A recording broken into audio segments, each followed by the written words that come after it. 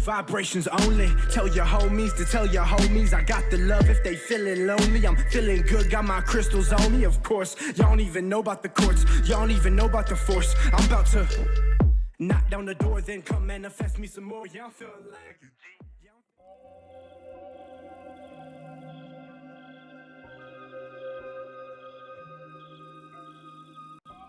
It's Dragonfeather and welcome back to the channel, and if you're new here, thank you so much for clicking on the video, and don't forget to leave a like and subscribe as I post new videos every week. Today's video, we are going to be covering the complete beginner's guide to crystals. We're going to cover more than just magic and the correspondences and all of that magicalness of the crystals. We're going to also take a look into the more scientific side as well as the history and some other common ways that you can use and enjoy your crystals. This beginner's guide is designed to help anyone and everyone who is interested in working with crystals, maybe in a more witchy way, maybe in just a more holistic way, or maybe just enjoying the stones in general and want to learn a little bit more about your sparkly friends. The question of today is, what is your favorite crystal and why? My favorite crystal is azurite, and it's because it has just inspired me and given me so much magic and so many synchronicities and magical experiences, more so than any other crystal, and it's a huge part of my identity as Azura Dragonfeather. So that is my favorite crystal. Leave your favorite crystal in the comment section down below. I would love to know. What is a crystal? According to definition, a crystal is a piece of homogeneous solid substance having a natural geometrically regular form with symmetrically arranged plane faces. What does that even mean? Some common crystals that grow this way are amethyst, clear quartz, and citrine. These crystals naturally grow with those faces, and those are what are seen as classic crystals. Please, please, please ignore my neighbors. They are obnoxious. A singular object that has formed in an organized pattern, meaning on a molecular level, crystals actually have very, very highly organized atoms in such a way that is such repetitive, strong, and structured that is unlike any other material naturally found on Earth today. This is what makes crystals so unique and so fascinating and sparkly, of course. Symmetrically arranged in a plane shape with faces. Many crystals will grow in points like this. Many crystals will grow with the rectangles and things like that. Some of them will grow in prisms, some of them will grow other ways, and other stones will grow in even different ways than that. But not every crystal is technically a crystal. Some of them are going to be gemstones, minerals, regular stones, and things of the like. Generally speaking, any sort of rock that isn't just a rock is considered a crystal if it has a particular color, grows a particular way, has an organized geometric shape, and things of the like. The history of crystals is a very deep and detailed one.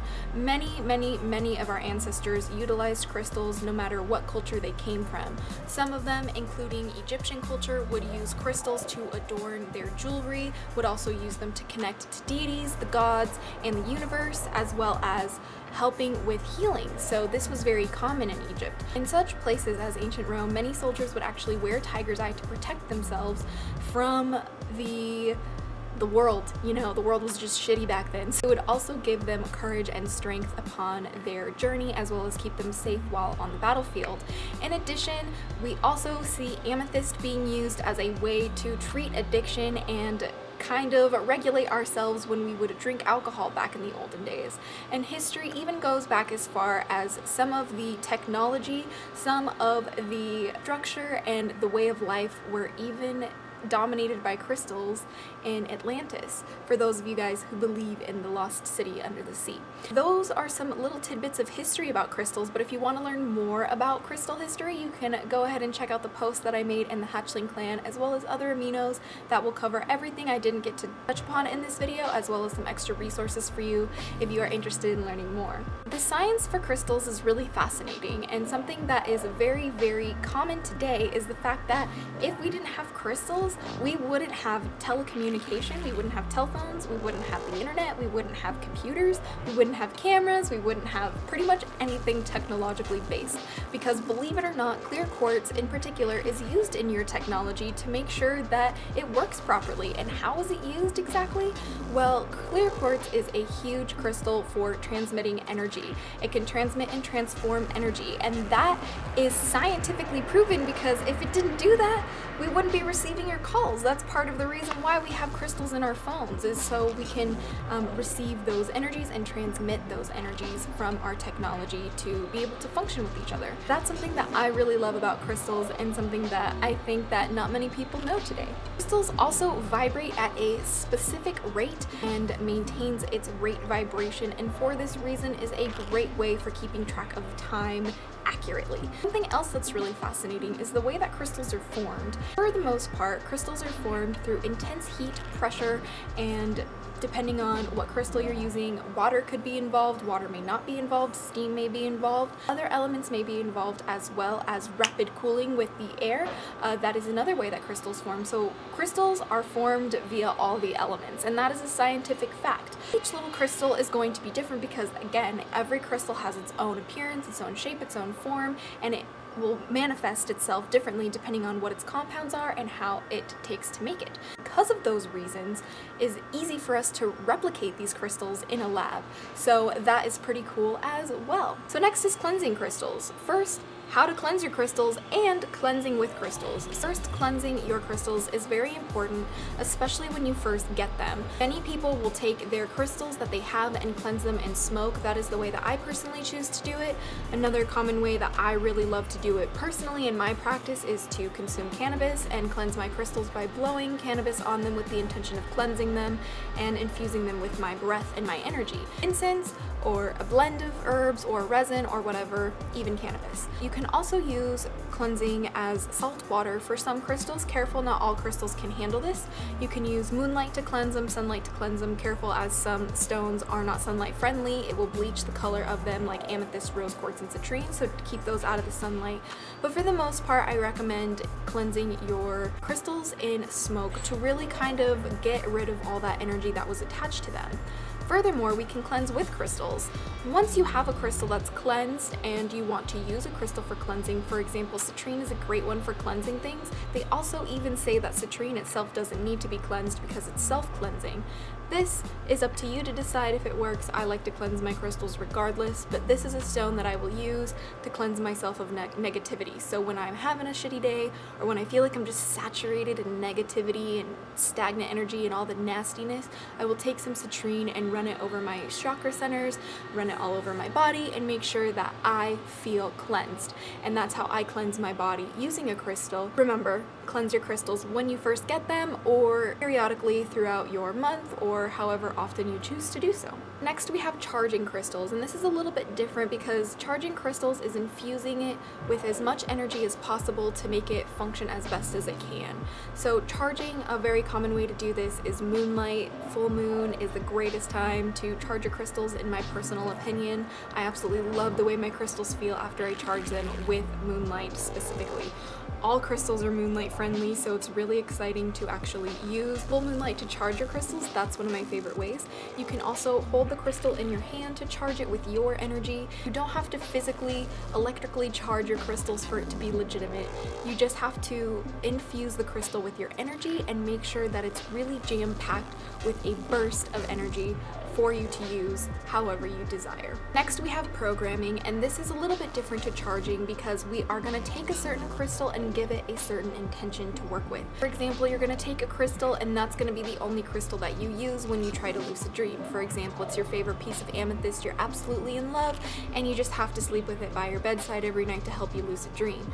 Well, you can program your crystal to help you do this by holding the stone most commonly, and you can either hold it on your third eye or whisper into it, which is what I like to do. You can hold it over your heart to program it. You can hold it in just your hands. You can do really however you like. You can even create a crystal grid to program your crystals.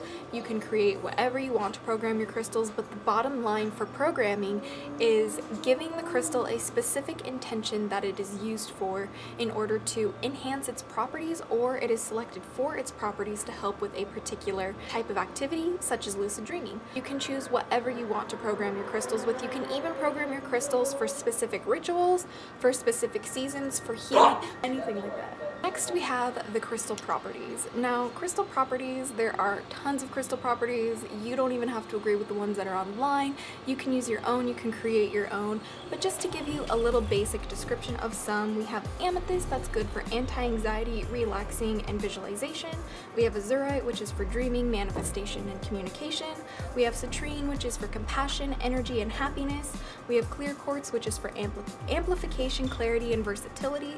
We have green aventurine, which is for abundance, growth, and prosperity, and rose quartz for compassion, friendship, and self-love. And if you want to learn about some more crystals and their properties, you can go ahead and check out the post linked down below in the Hatchling clan and on other aminos. Crystal healing is a very common practice. We can use this to help ourselves. We can use it in addition to our regimes or regimens for what we want to do with our health and well-being. For example, say you are a female and you are on your moon time. A great stone for you to use is selenite or moonstone or rose quartz to help you feel a little bit better when it comes to menstrual cramps or for mood swings or anything like that. One of the most common ways to do healing is a chakra healing. You can have a stone dedicated and programmed, charged, and all of that for a particular chakra, and you can go over each chakra and it will help you align the energy and heal the energy within you to help you function better, to help you feel more balanced, grounded, and equalized, or whatever you want to call that word. I personally use crystals for healing, especially when I have headaches. When I have a tummy ache, I'll rub my tummy clockwise or counterclockwise depending on how bad the pain is. Counterclockwise to really banish the pain, clockwise to bring in a good feeling, and I'll do this with tiger's eye to help heal a tummy ache. You can also charge your water for your tea with gemstone elixirs. Make sure that the gemstones you're using are not toxic, and this way you can brew your tea with a crystal or amethyst elixir, and that way you have even more healing benefits in your tea already. So those are just a few ways that you can use crystal healing, but if you want to learn more, again, you can check out the post link down below. Probably the one y'all have all been waiting for is the crystal magic or crystal craft, which is using crystals in your witchcraft. Not everybody will choose to do this if they want to work with crystals, but it is definitely an option for you. One of my favorite ways to use or practice magic or witchcraft is actually by the use of crystals. Something that you can do is incorporate crystals as a barrier, so you can use them for your circle. Meditating in a circle of crystals is a really great way to have a clear and precise meditation, especially really focusing on your visualization. You can also use gemstones inside of your practice, so you can use them in blends, you can make charm jars with them, you can make magic or spell bags with them. You can really do anything you want. You can also use crystal wands to help you cast your circles, to help you infuse something with an intention, to help you charge something, even to direct energy from within yourself or on another person or within a crystal grid, whatever that may be. Crystals can really be used in witchcraft however you want to, because crystals have a very innate source of magic, especially with how unique they are when it comes to the natural elements and things of our world. Using crystals is very, very important. Not everybody will choose to use crystals in their witchcraft, but it is a great place to start for beginners, and also it's a great thing to use if you're in the broom closet, because not a lot of people will be like, oh, it's a crystal, it's witchcraft. But you can use crystals in your witchcraft, but it doesn't exactly scream witchcraft like a pentacle does. I think it's a great tool for a beginner. I think every single person should have at least a couple crystals in their collection, especially if they are a practitioner of witchcraft. Witchcraft and crystal magic is really something that is a road for you to explore. There's tons of videos about it, tons of resources and books on the matter that you can look into and decide what works best for you. For me personally, I like using my crystals however I can, and I'm never casting a spell, never practicing witchcraft without a crystal nearby me. That's why I definitely recommend using crystals in your practice. Lastly, we have crystal grids, and crystal grids are a collection of crystals organized in a fashion to manifest, amplify, or bring a specific desired effect. For example, you can create a crystal grid in your home to create a relaxing atmosphere. Crystals you may find within a crystal grid like this would be clear quartz to amplify the energy, rose quartz to bring loving, calm, soothing atmosphere, and amethyst to amplify that relaxation element and really bring a peaceful, harmonious atmosphere. Usually crystal grids are created on the flower of life, a little matte, and it's really easy to organize your crystal grids this way. However, you can also make crystal grids just by following your intention, listen to the crystal and where they want to go, info. I do it this way. You can also just do your best to make a crystal grid look as symmetrical as possible with the crystals that you have. I recommend buying stones off of eBay or Amazon in bulk if you want to really get into crystal grids. It really helps to have a lot of clear quartz points and a lot of tumbled stones of the same kind of stone, so you can use them for whatever you wish. Crystal grids are very kind of specialized when it comes to crystals, and you don't necessarily have to do crystal grids in your practice, but if you really want to create a beautiful centerpiece or really just amplify the energy of a desired effect that you want, I recommend trying a crystal grid in your home, in your space, or in your place for whatever endeavor you have or for whatever thing you wish to achieve. If you would like to learn a little bit more about the symbolism of crystals, as well as some fun facts, more additional information and resources that I did not cover in this video, that will all be linked down below for you in the blog post that I made within the Hatchling clan and other aminos. I wanted to give a special thank you to all of you guys who voted for this video topic. I am very excited to bring it to you. I hope you guys enjoyed the beginner's guide to crystals as much as I did making it. A special thank you to the channel's sponsors, Lagertha Scarlet and Royland Navarro. If you are interested in becoming a sponsor for the channel, you can go check out my Patreon page, linked down below. All the information and exclusive content that I create will be there for you if you're interested. Don't forget to have some fun with your sparkly friends and check out the post in the Hatchling clan, because I definitely know you'll enjoy it and it'll definitely help you out. Even if you don't want to practice witchcraft with your crystals, this post is going to be a great resource for you as a beginner if you wish to work with crystals in your journey along your life, or if you just wish to learn more. So thank you guys so much for watching again, sending you all my love and light for today, but until next time, stay geeky, cheeky, and freaky! Little hatchlings, blessed be, and bye.